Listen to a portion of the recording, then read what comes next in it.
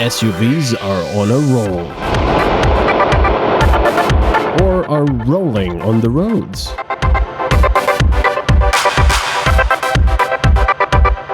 These types of vehicles are on an unstoppable market march.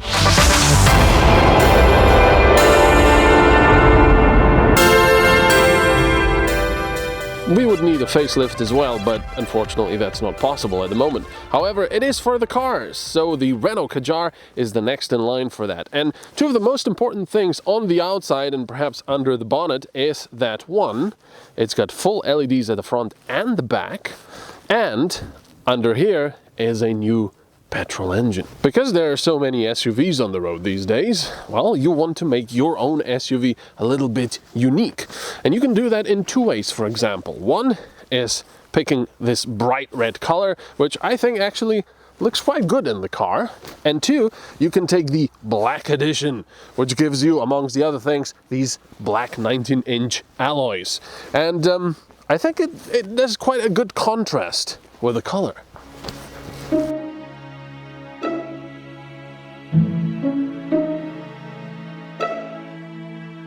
I don't just like the contrast, but the whole look of the Kadjar. LED lights and blinkers front and rear put the car square in modern times. It won't take long when even Dacias will try this trick.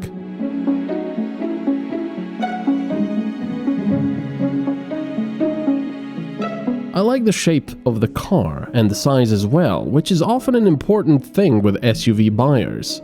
I drove past a BMW X-3 and it didn't seem much bigger at all.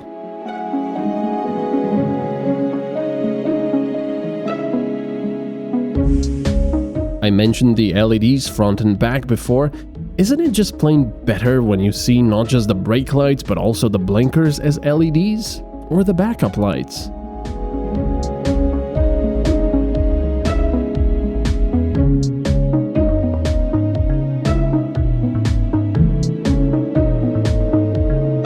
The interior has been slightly updated as well. Like the infotainment screen and climate controls.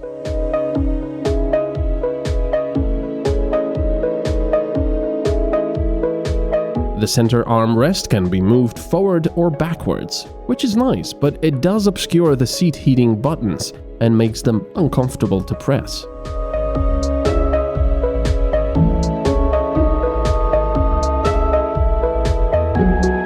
However you look at it, the interior is quite nice with the black edition. I especially like the look of the seats with red stitching.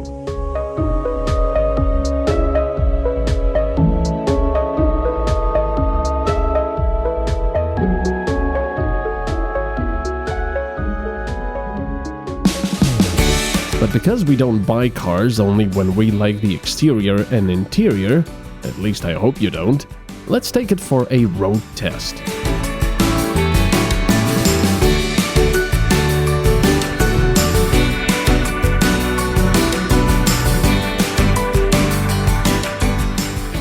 Something very interesting has happened.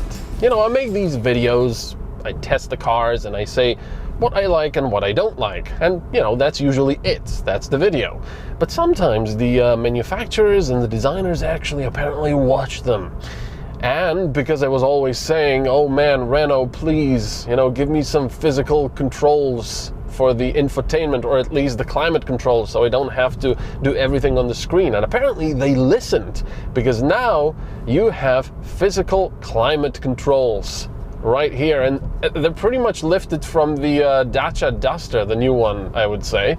And that's not a bad thing, because they're very good. They look pretty nice, they look the part here, they're nice to the touch. Very functional, I like it, and it's physical, so it's, you know, you don't have to look at the screen to actually change your bloody fan speed. What else is new? Well, right above that is the infotainment screen. Now, the graphics for the infotainment and the software is pretty much the same as before.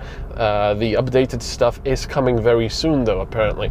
And what is new is the actual bevel around it and everything. And I think it looks pretty nice. You still don't have physical buttons for the home and, you know, volume, even though they are here at the steering wheel as well. but it looks very nice. It's built in. It looks sort of factory built instead of, you know, just being plopped on the top of the dashboard. Another thing which I think is pretty good is that all this material here at the doors is now semi-soft. It's that soft-ish rubber, and I really like that. It gives it more of a slightly better premium feel than having that hard plastics here, so that's good. They also really stop themselves from overusing piano black plastic. You've got a little here at the gearbox, and that's practically it. Most of the stuff where you would expect piano black plastics or chrome, you know, plastics is actually covered in this sort of rough to the touch, slightly rough to the touch, very interestingly textured plastic. It's actually pretty nice. I like it a lot.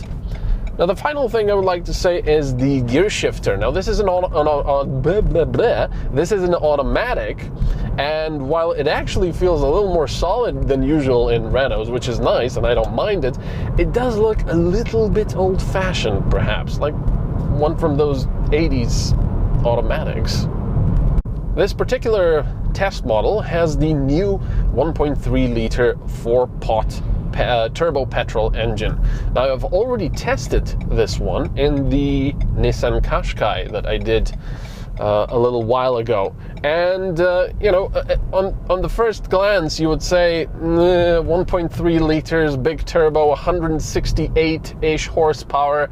That's not going to be very good. That's going to have a huge turbo hole or lots of turbo lag, but it's actually not. Just like in the Nissan Qashqai, it's a really small gem of an engine. I really like it. You know, it's very peppy. It's got lots of power when you need it. It doesn't matter whether you're on in a city, in a town, whether you're on B roads or you're on a highway or motorway.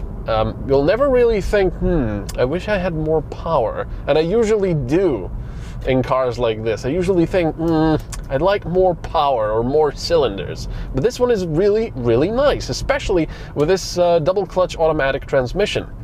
The only minus here, having this engine, is, well, obviously the consumption is going to be a little bit higher, but, you know, that's to be expected. But the really only minus is that it has enough power to spin the wheels frequently if you're a little too aggressive with the throttle, because this particular model only has front-wheel drive instead of all-wheel drive. Yeah, that's quite easy to do. So I do have to talk about the seats as well. This being a French car, of course, it has pretty comfortable seats. Although right at the beginning when I sat in this car, I thought, I'm not exactly sure. I would like a little bit more lower back support. That would be nice, and maybe I still do. I haven't really found a button to adjust any of that, but you know, generally they are quite comfortable. They're also nicely heated. In fact, you can burn your behind off if you leave that on full for too long. And I also really like how they look. This nice material over them, they just look fancy.